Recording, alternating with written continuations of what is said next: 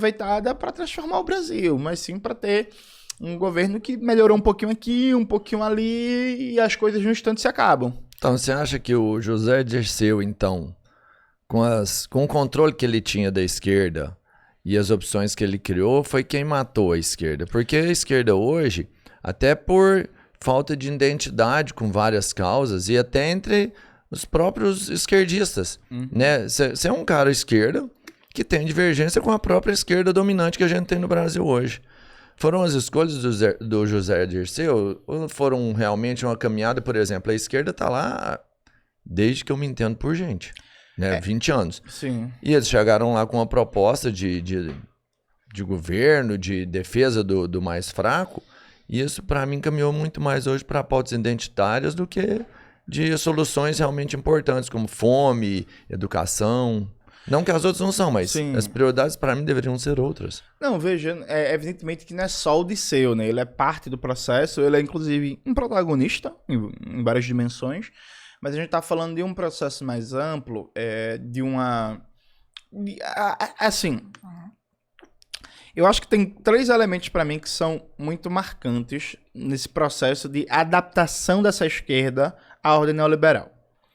Acho que o primeiro elemento é a ideia de colocar como central da bandeira, da identidade, do discurso, da simbologia dessa esquerda, a ideia de democracia. Porque, veja, a democracia é uma palavra, usando um termo refinado, uma palavra polissêmica, uma palavra que tem vários significados. E todo mundo gosta de democracia na retórica, né? E quando você constrói uma esquerda que tem como elemento central uma ideia de uma identidade democrática, é mais fácil você adaptar essa esquerda à ordem dominante. É muito difícil você adaptar a ordem dominante a uma esquerda que tem como elemento central o anti-imperialismo e a revolução. Porque anti-imperialismo é anti-imperialismo, né? Não existe conciliação, né? Assim, revolução é revolução. Por mais que você use termos que adocicam a questão, uma revolução do humanismo, uma revolução solidária, uma revolução da ética, mas a palavra revolução tem um peso, né? Simbólico, político, tem uma carga que é muito difícil se desviar dela. Então o PT ele se forja, especialmente a partir dos anos 90, como a esquerda que coloca como elemento central não a questão nacional, não a revolução, não o anti-imperialismo, mas a democracia. E aí eu tenho como premissa, inclusive a partir do estudo histórico, que toda vez que eu vejo uma organização de esquerda em que o elemento central, o elemento que dá a identidade política dessa organização é a democracia, eu já fico com 2 pés atrás. Você já viu isso em outros lugares, assim, que aconteceu? Assim? Recentemente, na Grécia, o Syriza, né, que ganhou o governo em 2015, se não me falha a memória, e que era uma esquerda também que tinha esse negócio, democracia, traiu todos os programas de campanha. O Podemos na Espanha recentemente também. Aqui no Chile do lado, Gabriel Boric também com esse discurso de democracia, de direitos humanos como elemento central e tal. E aí, não que não seja importante a gente disputar a concepção de democracia. É importante. Só que, para mim, na periferia do sistema capitalista, a gente vive num país de capitalismo independente, dominado pelo imperialismo, para mim, os 2 elementos centrais é anti-imperialismo e Revolução Brasileira. Esses 2 elementos é que devem centralizar, personificar o que é uma identidade política, o que é a centralidade do discurso, da estratégia de uma organização. Então o PT vem muito com esse negócio de democracia como valor universal, como diria o finado Carlos Nelson Coutinho, um importante intelectual marxista brasileiro que foi militante do PT. Então, aí já tem um primeiro problema. Aí vem um segundo problema, que é o PT, ele sempre trabalhou muito na ideia de fazer o Lula presidente. Antes, fazer o Lula presidente era o meio para um fim. Qual era o fim? O fim era Lula vai ser presidente porque isso vai facilitar realizar as reformas populares no Brasil. Massa? Beleza. Depois, ganhar a presidência vira um fim em si mesmo. Então, já que estamos na presidência, não vamos tocar reformas populares, porque aí vai atrapalhar a governança, vai atrapalhar a popularidade, vai atrapalhar a reeleição.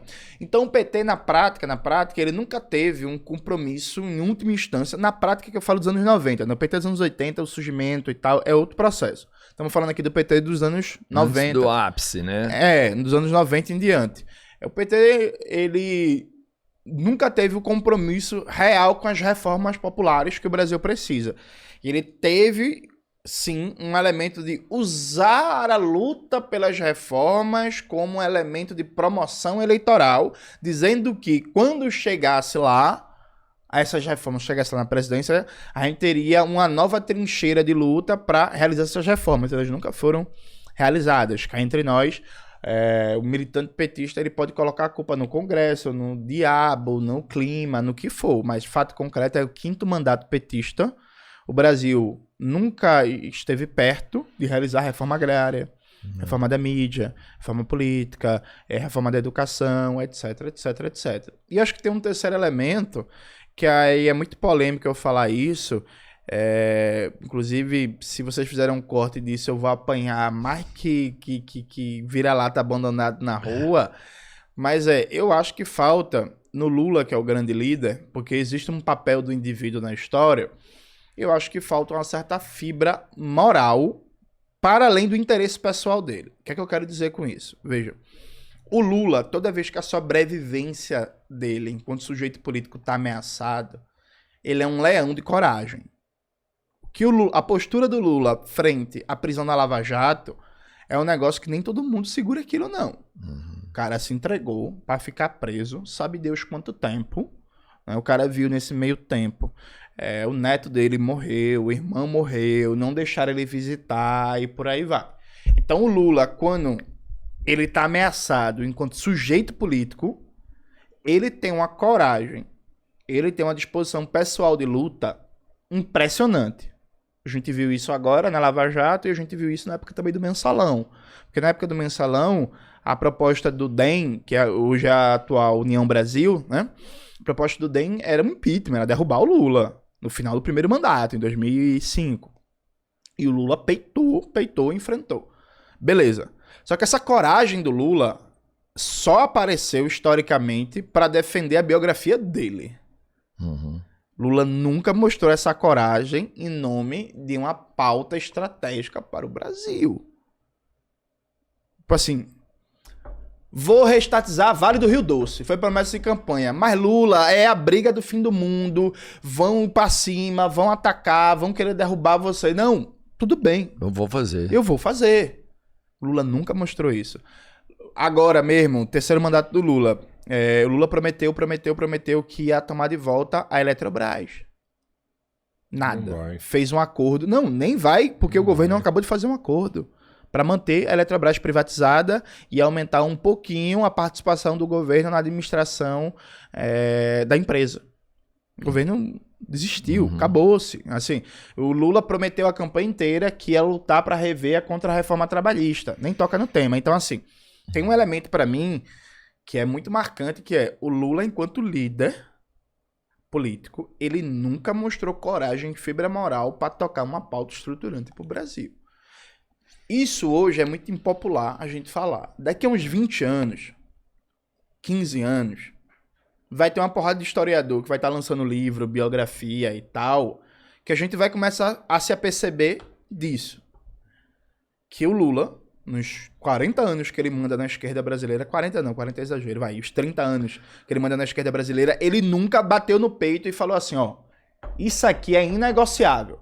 Porque, veja, no capitalismo, todo governo é um governo de conciliação de classes em alguma dimensão. Certo? No capitalismo não dá pra você chutar o pau da barraca e brigar com todo mundo no governo, perfeito? Dito isto, o que é que se espera? Espera que você vai conciliar de alguns lados, mas você vai comprar briga de outros. Você vai traçar uma risca e vai dizer assim, até aqui eu consigo ceder. Daqui em diante, não. Inegociável. Daqui em diante é inegociável. É compromisso de vida, é pauta histórica, é negócio de... Daqui não. Veja, simplesmente não existe na história do Lula. Alguém vai dizer assim, mas Jones, o Lula não privatizou a Petrobras. Mas aí, meu querido, você tá falando do não no sentido de não ceder. Beleza. Beleza. Eu tô falando não no sentido de, ó, isso aqui é uma pauta histórica, isso aqui é um compromisso de vida e eu vou pautar isso. É fazer uma mudança, né? Exatamente. Ele evitou a modificação, mas ele nunca fez mudança nenhuma. Mudança estrutural, de reforma estrutural no Brasil. Então, eu acho que esses 3 elementos, eles são importantes para entender como é que a gente chegou. A gente chegou numa situação histórica hoje de um campo majoritário de esquerda que não se parece com nada de esquerda, né? Só tem o cheiro. Só para fechar essa resposta, eu acho importante dar um exemplo. O presidente da Colômbia, Gustavo Petro, tal como Lula, ele governa com minoria. Perfeito? E aí, ele propôs uma reforma trabalhista na Colômbia, mas é reforma trabalhista mesmo, para ampliar direitos, inclusive reduzir jornada de trabalho, aumentar a licença maternidade, pá. Aí o Congresso foi contra. Beleza. Aí ele foi e começou a agitar uma consulta popular para ouvir o povo, para saber se o povo é, em sua maioria, a favor ou contra a mudança na legislação trabalhista em prol de defesa de ampliar direitos do trabalhador. Tipo um plebiscito. Plebiscito. Aí o Senado foi contra a consulta popular. E aí, só foi o que o presidente Petro fez? Ele está neste momento, rodando o país, debatendo com as pessoas, dizendo sobre a necessidade de se mobilizar, inclusive de fazer uma greve geral para pressionar o Senado para aprovar o plebiscito popular. Um presidente andando cidade em cidade falando com as pessoas? Cidade em cidade não. Rodando o país nas capitais, fazendo comícios. Mas rodando os lugares e falando pessoalmente com as pessoas. Isso. E explicando por que é importante ter uma reforma trabalhista, por que é importante ampliar direitos e por que é importante entender que democracia não é o que os deputados e os senadores decidem. Que se os deputados não querem debater o tema, joga pro povo para ouvir qual é a opinião do povo sobre a necessidade ou não de transformar a legislação trabalhista da Colômbia. Veja, Petro tá fazendo isso no primeiro mandato. Na Colômbia não tem reeleição, perfeito? Veja, isso que o Petro tá fazendo, tu nunca viu. Tu tem quantos anos, Robertinho? 50, né? 51. Pronto.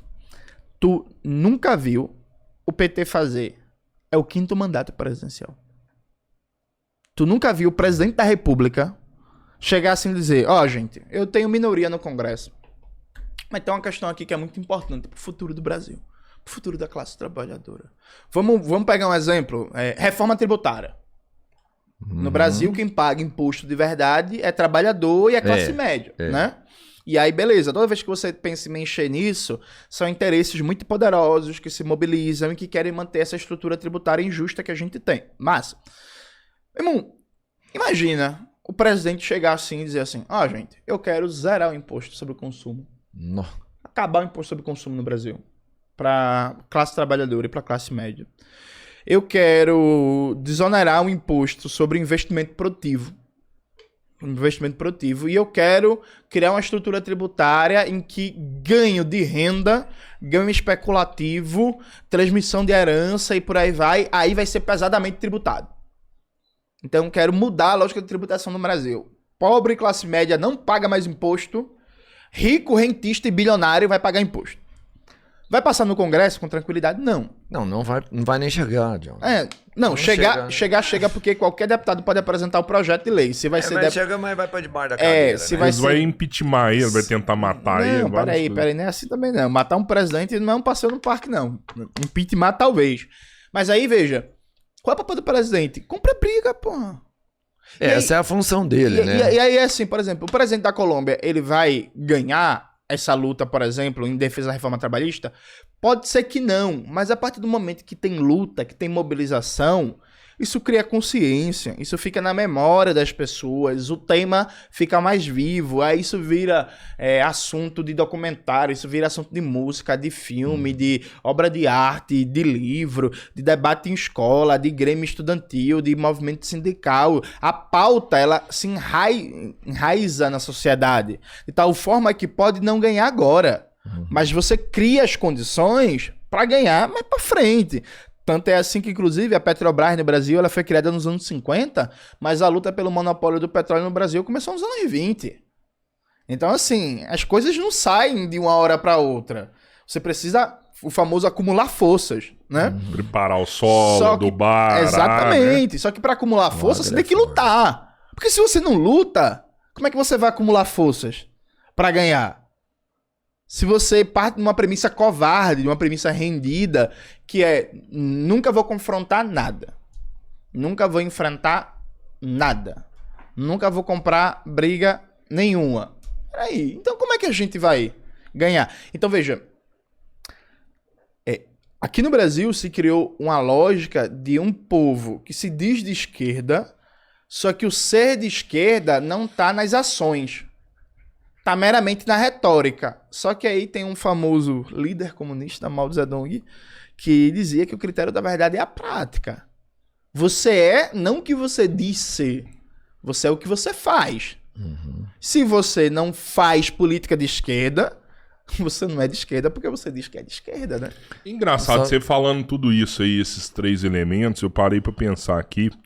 Uma vez eu conversando com a minha tia, que ela faz parte da fundação do PT, ela me falou que, em algum momento, os intelectuais começaram a ser expulsos do PT. Sim. E foram pro PDT, né? Ou seja, o PT é um partido da classe trabalhadora, mas que está expulsando os seus intelectuais.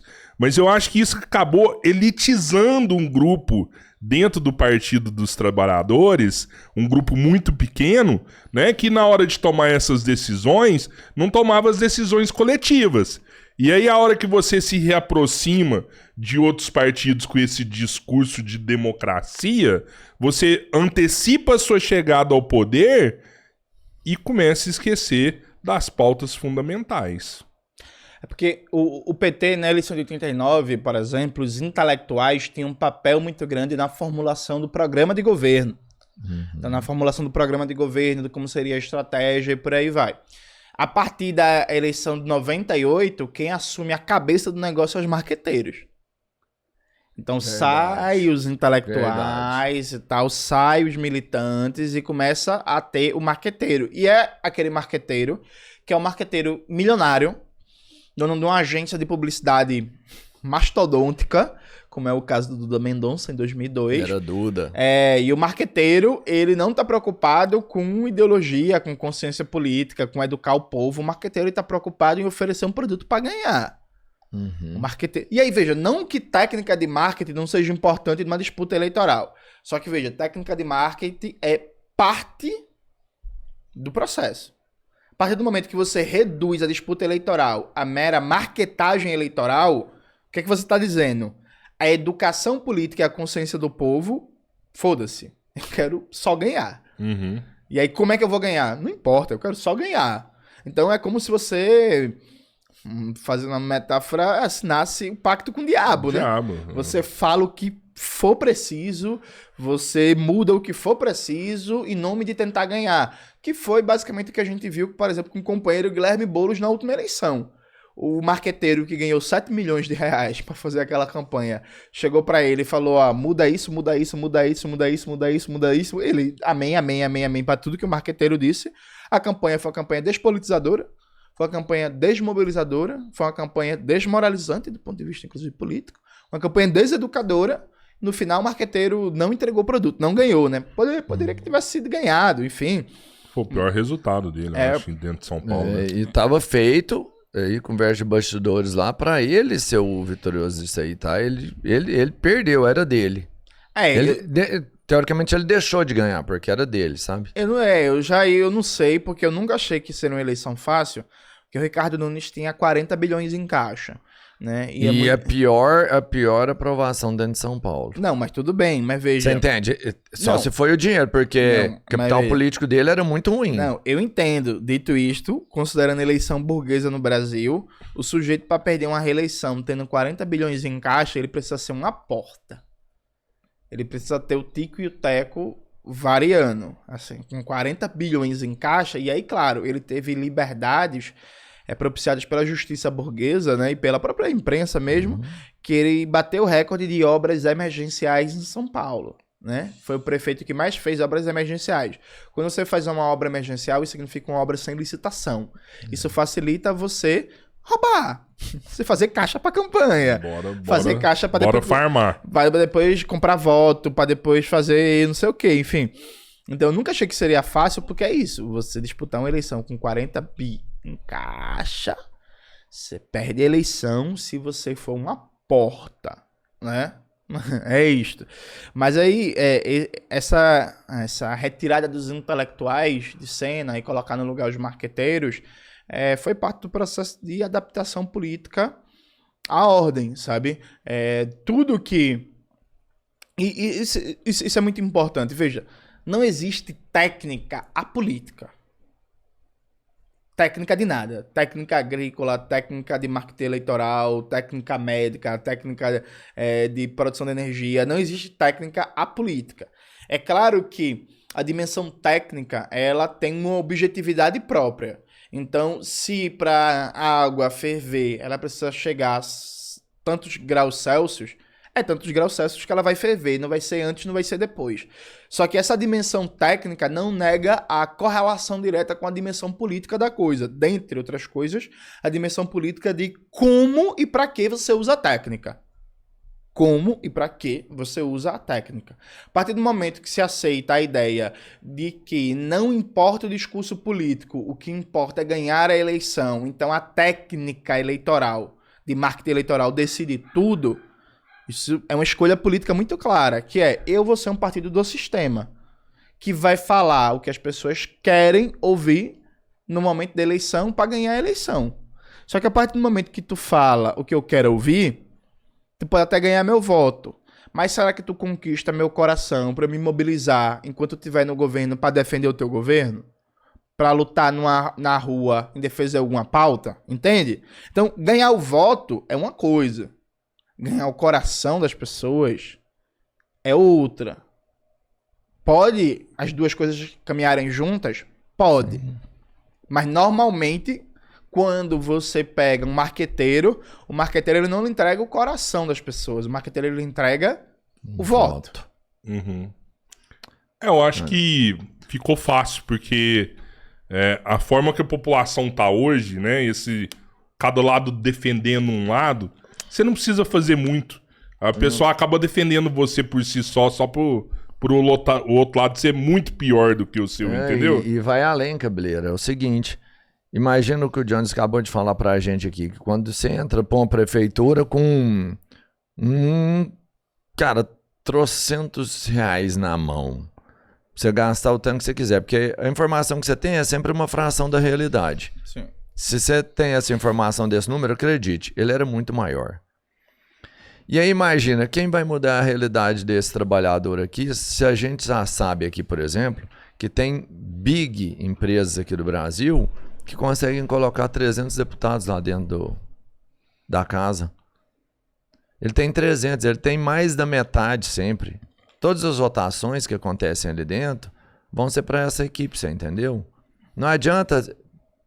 Você tem um cara com opinião ali, com vontade e coragem. Esse cara ele vai apanhar lá dentro igual um cachorro e ele não vai conseguir passar nada dele. O sistema já é feito para continuar assim, entendeu?